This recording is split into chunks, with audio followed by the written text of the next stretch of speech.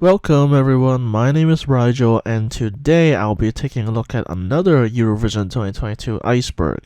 Now, if you haven't watched the last one, definitely do that because there will be a fair amount of overlap between these two icebergs, and I'm not going to mention most of the content here again, so if you want to watch the overlapped content, definitely go check out the last one first before going for this one. And this one, I'll be mostly talking about new stuff that hasn't been mentioned in the other iceberg. So yeah, and also at the end, I'll be adding two entries of my own because some very interesting events happened in March. So I want to talk about that. And without further ado, let's get into it.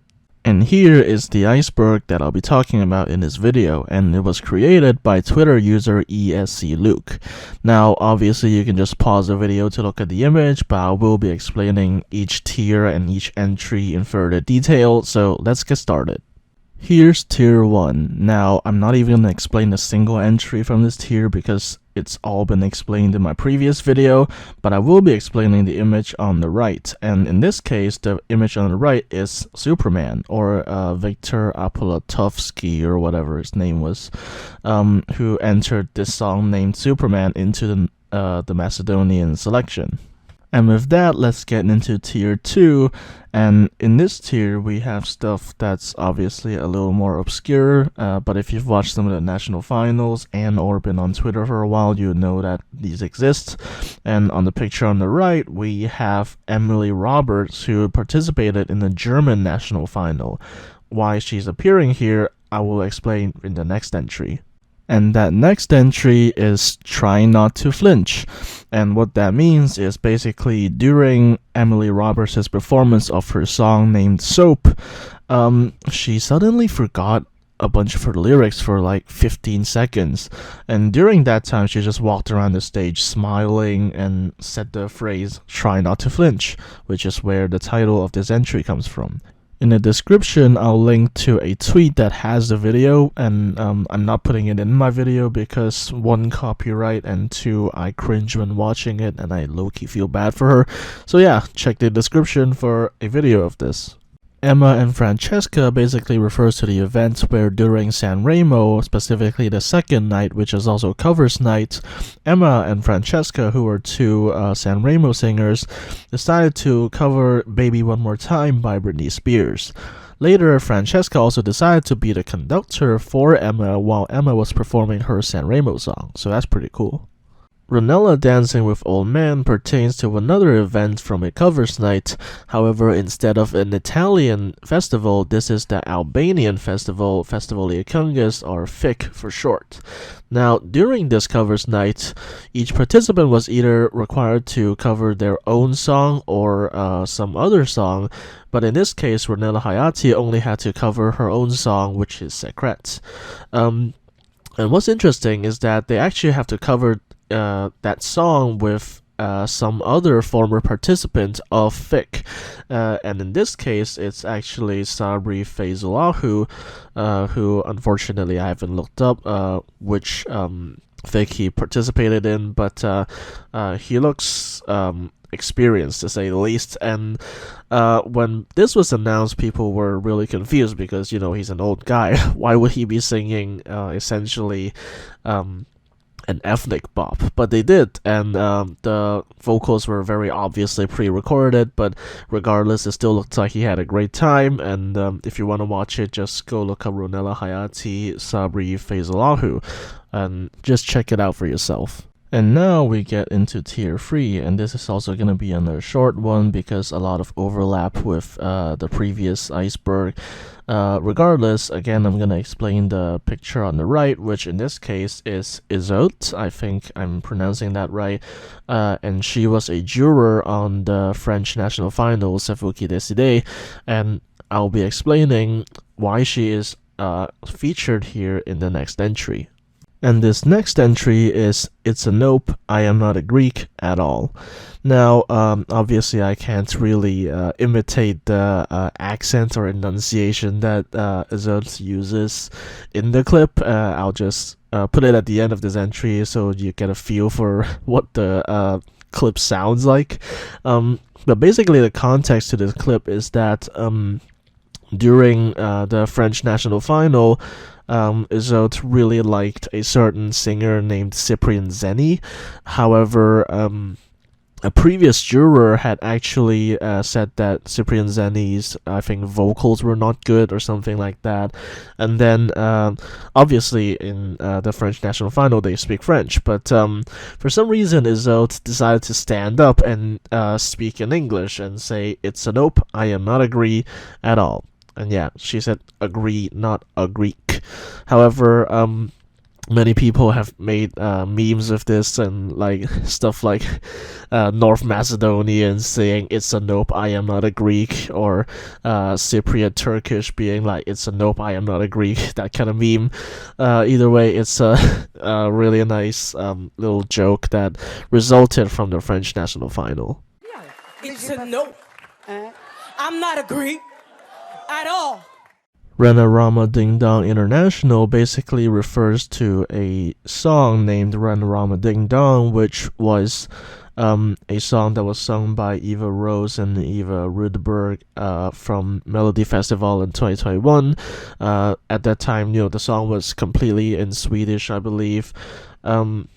It grew very popular among Eurofans, as I understand it. However, it only made it to second chance and didn't even make it out of that alive. So either way, it was very popular, I think even in Sweden as well. And this year, I think they were invited by SVT to be an interval act for Melody Festival in 2022, where they performed a Ding Dong Worldwide remix. Now, the difference with this one is that instead of just singing in Swedish, as Worldwide may suggest, they sung in, at least from what I could catch, they sung in English, Swedish, Mandarin, Finnish, and German. So, multilingual legends, as escluuk puts it. And now we're on to Tier 4, and you might already recognize the image on the right, because it is Amadeus driving Måneskin to the Ariston Theater on a golf cart. And as you can see in the entries here, we have Curva Destra, which I already explained in the previous Iceberg, so I'm not going through again, and I hope I'll have put the video of that in the Iceberg video. So yeah, without further ado, let's get into it. Cat Foreign Language Tweets is a very Twitter-specific entry on this iceberg. So essentially, Cat, also known as Twitter user Visionary Dream, would go on to Twitter during every single national final, or at least some of them, and then go and complain that the hosts and contestants are not speaking in English. Some locals watching this national final might misconstrue these tweets to be genuine. However, Cat himself does not really speak English all that much outside of Twitter and tries to find as much non-English music to listen to as possible. So it's just a little bit of good fun. Sarah Diop fake leaks refers to a phenomenon that occurred on Twitter over, I want to say, late February and early March, when Make You Say, which is a song by Sarah Diop that was entered into Benidorm Fest, the Spanish national selection, was basically pasted onto several fake leaks of internal selection artists. For example, Twitter user Novadeca created a fake leak for Rosalind, which, as we know, is going to be representing Armenia in Eurovision 2022, with a song that sounded kind of Middle Eastern, and then at the end, or actually near the middle, Novadeca decided to add in Make You Say, which kind of gave it away that it was a fake leak. I'll link it in the description. And the best part about this is that even the Macedonia in Eurovision Twitter account got into this joke, and the best part after that is that Sarah Diop actually noticed this tweet, and now she knows that this meme exists. So I guess we can almost call it a new Rickroll in the Eurofan community on Twitter. And I'll also link the Macedonia and Eurovision tweet in my description. And we're on to Tier 5. Told you this was going to be short, and speaking of short, this tier also will be very short because again, still a lot of overlap. However, the image on the right, you'll probably recognize her. This is the lady who was looking at her phone for the lyrics during the Moldovan auditions. And without further ado, let's get into it. Tusse ditching Melfest for Iceland is exactly what it sounds like. Tusse, who represented Sweden in Eurovision 2021, did not show up at Melody Festival in 2022, but instead performed at the Icelandic national final, Söngvakeppnin, and while usually the trophy of Melody Festivalen is handed from the previous winner to the next, Tusse was instead in Iceland singing his Eurovision 2021 song Voices. And it is not known whether he ditched Melfest voluntarily or SVT told him that he didn't need to show up because he kind of flopped in Eurovision. Regardless, he did not show up, but he did give good wishes to the next Swedish representative at Eurovision, Cornelia Jacobs. So yeah, on the same night of his own country's national final, he decided instead to show up at the national final of another country. Tananai for Switzerland and Azerbaijan basically refers to a Sanremo singer, Tananai, who took part in Sanremo with his song named Cesso Occasionale, and during Sanremo he said something along the lines of Ci vediamo all'Eurovision, which basically translates in Italian to we'll see each other at Eurovision.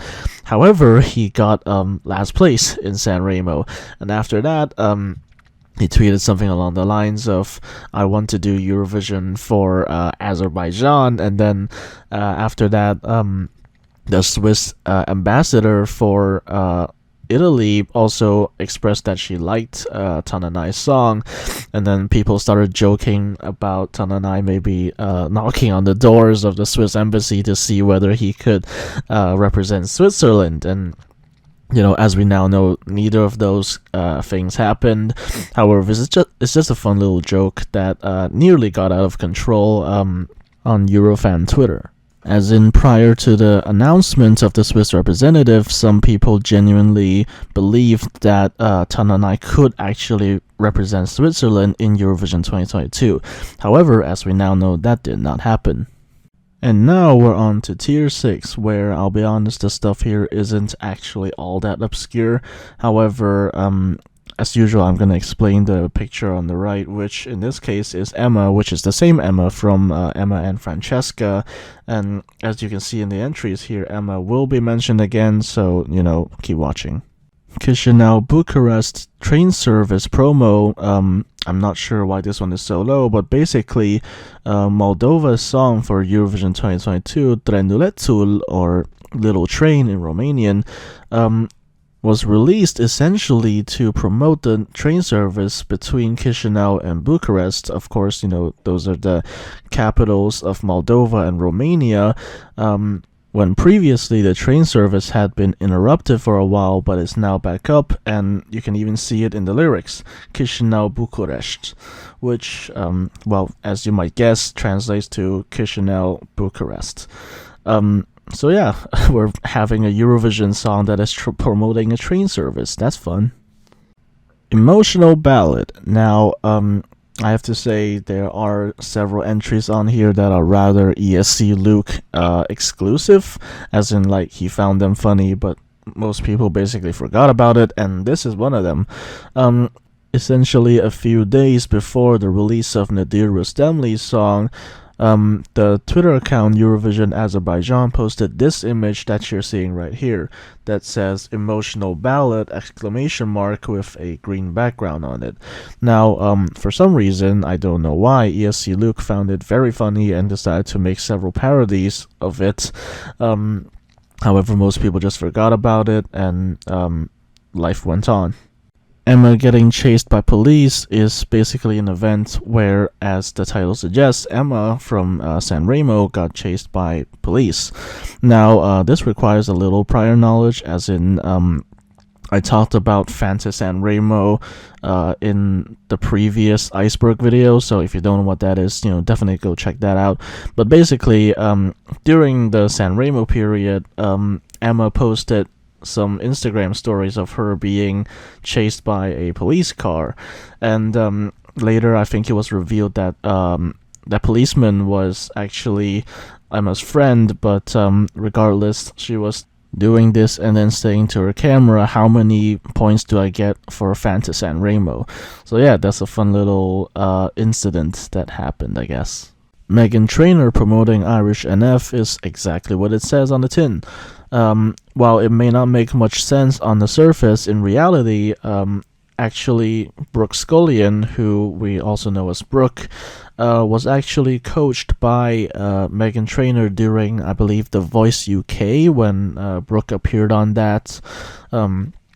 She's not just Irish, but also Northern Irish, and that also means being British, blah, blah, blah.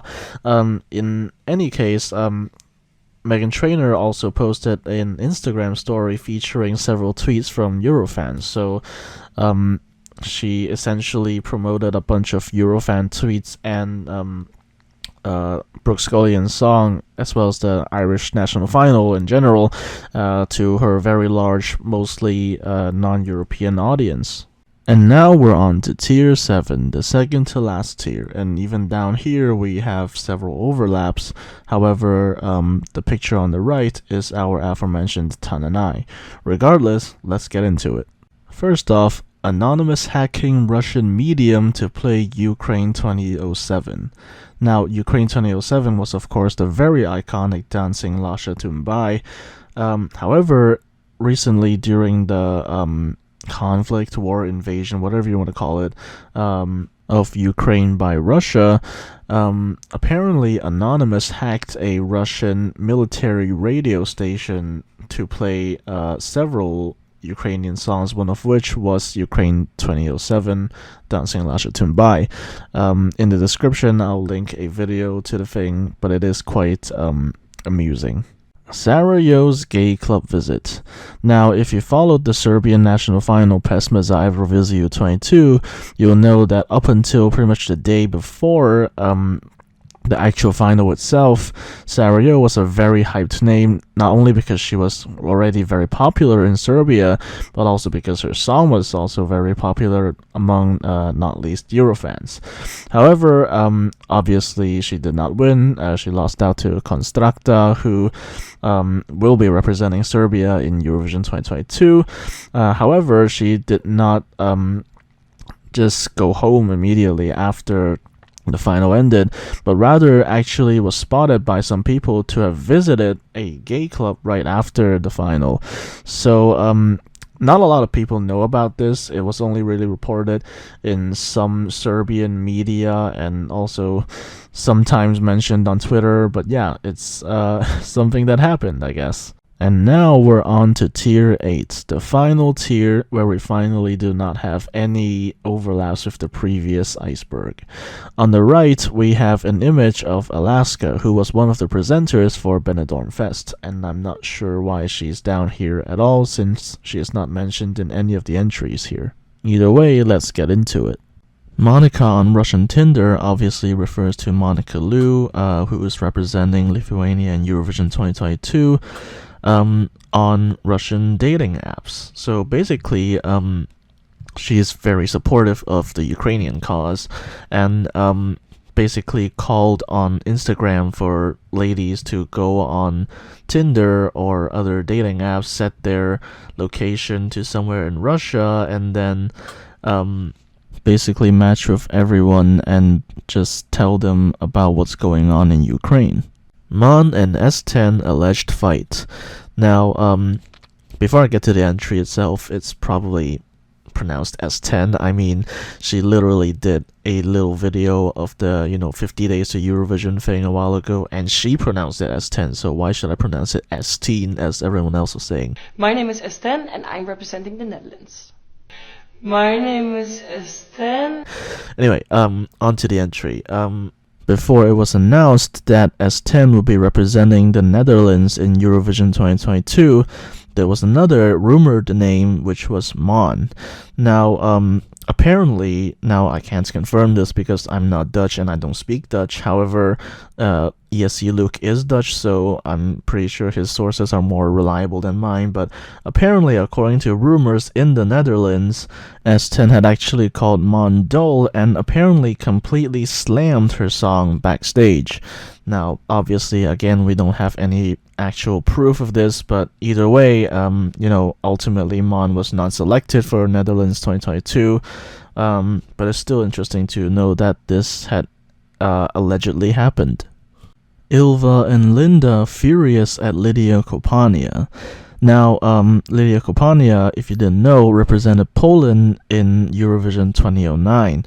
She did not qualify and came 12th place in the semifinal. Either way, this year she attempted to return to Eurovision by entering their national final, the national final of Poland, that is, with a song that was written by Ilva and Linda, who are two Swedish songwriters. However, allegedly, Lydia decided to essentially sabotage the song, and I didn't watch it, and I don't plan to. But if it got last place in the national final, then it must have been really bad. And in fact, it was so bad that Ilva and Linda actually took to Facebook to essentially complain about Lydia's performance, and said that Lydia was trying to basically, like I said, sabotage the song. Romanian printer pertains to a possible explanation of why the last 6 acts of the semi-final of the Romanian national selection did not qualify for the final. Now, according to some rumors online, apparently they were trying to print the qualifications cards faster, so basically the jurors didn't even have the time to look at the performances before they could basically give points. So it was during the last 5 or 6 acts that that they were trying to print out all the qualification cards. So as a result, almost none of the final acts actually got any points at all, and including fan favorite Do Svidania by Aris. As a result, none of these 6 acts actually made it to the final, and Romania is a mess. And to end on a more lighthearted note, Brendan Murray's chest hair. Essentially, this is another one of those escluuk exclusive ones where basically really doesn't like Brendan Murray, who previously participated in Eurovision for Ireland and now has returned to the Irish national selection. And then in one picture from Brendan Murray's Instagram story, escluuk noticed that he seems to have brushed up his chest hair, and then after that he tweeted something along the lines of Brendan Murray was at his lowest, fat, nasty, and broke career in shambles, which, by the way, is not an original tweet, it's actually a copy pasta. But either way, the actual Brendan Murray actually noticed the tweet and then gave a rather humiliating response. And then essentially Luke was just like roasted. The end. And that is the end of the 2 icebergs that Sarah the artist and escluuk made and posted on Twitter. Now, this isn't the end of the video, however, because I have 2 entries that I want to add to this iceberg after certain events happening in March, essentially, as it's April as I'm recording this. The first one being Spanish police listening to That's Rich. Now, I did the titling myself, I hope I did it right, but essentially, Brooke, who is representing Ireland in Eurovision 2022, went to Barcelona to attend a pre-party.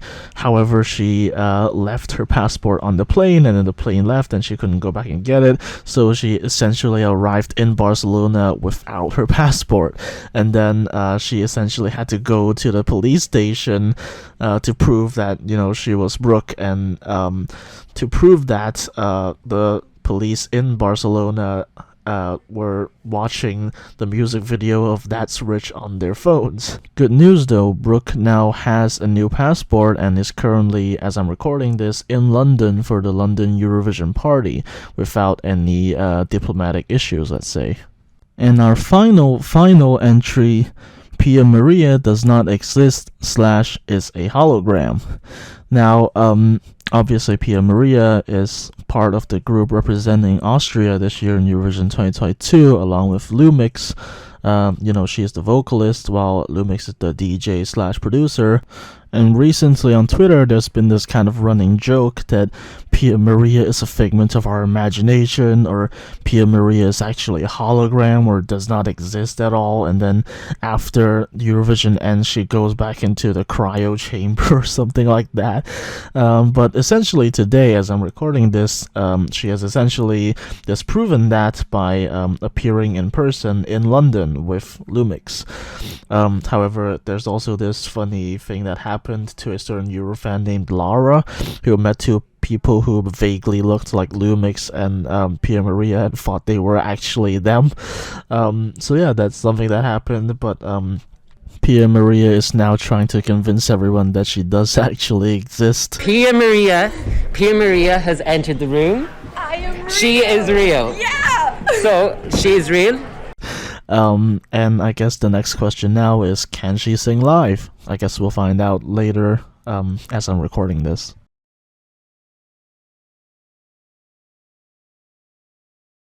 Right, it's the 16th of April as I'm recording this segment, and I originally wasn't going to record this because I had finished every other segment and was just about to sit down and edit this thing together when yesterday in the Madrid pre-party, called pre-party ES, we saw something rather, let's say, traumatizing, which is Marius Bear taking his shoes off on stage, which is exactly what it is.